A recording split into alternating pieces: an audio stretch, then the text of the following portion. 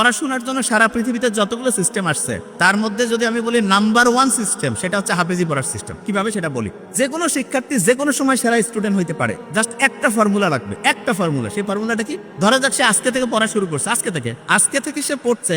এখন যা পড়বে জাস্ট 1 ঘন্টা পরে কিন্তু 56% জিনিস সে ভুলে যাবে, একদিন পরে 70% ভুলে যাবে, এক সপ্তাহ পরে 80% ভুলে যাবে। তার মানে আমরা যা কিছু পড়ি, যা কিছু শুনি, 80% জিনিস 7 দিন পরে নাই।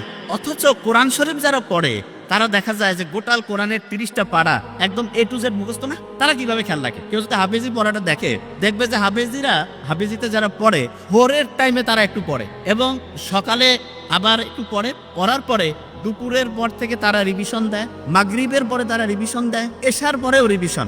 সারাদিনে যে টাইমটা তারা পড়ে ক্যালকুলেশন করলে দেখা যাবে 70% থেকে 80% টাইম তারা রিভিশন দেয়, 70 থেকে 80% টাইম তারা শুধু রিভিশন দেয়। এবং ইন্টারন্যাশনালি বলতেছে যে একটা স্টুডেন্ট অসাধারণ হবে যদি সে দৈনিক যে পরিমাণ টাইম পড়ে তার 70% টাইম সে যদি রেগুলার রিভিশন দেয় তাহলে সে অসাধারণ স্টুডেন্ট হবে। এবং একটা স্টুডেন্ট যখন হচ্ছে যে হাফেজি পড়ে তখন তার ব্রেইনের মধ্যে কিন্তু একটা আলফা ওয়েভ তৈরি হয়, আলফা ওয়েভ।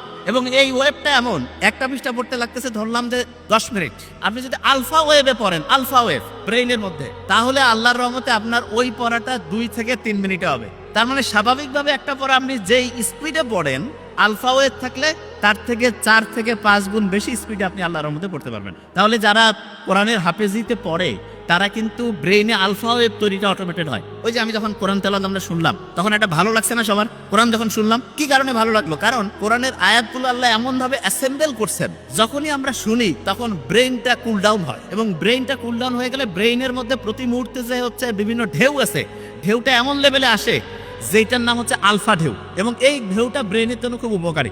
দেখেন সায়েন্স যে আবিষ্কার হচ্ছে, আপনারা দেখবেন কোরআনে একটা আয়াত আছে যে উটকে আমি কেমনে বানাইছি এটা কি তোমরা দেখবা না? উট তা কিছুদিন আগে আবিষ্কার হইলো যে উটের যে চোখের পানি আছে না, এই চোখের পানির মধ্যে এমন এক রকমের মেডিসিন আছে যেটা প্রায় 30 রকমের সাপের যে বিষ সেটাকে নিষ্ক্রিয় করতে পারে। ওই যে রাসেল ভাইপারের নাম শুনলাম না, খুব আলোড়ন সৃষ্টি করছিল।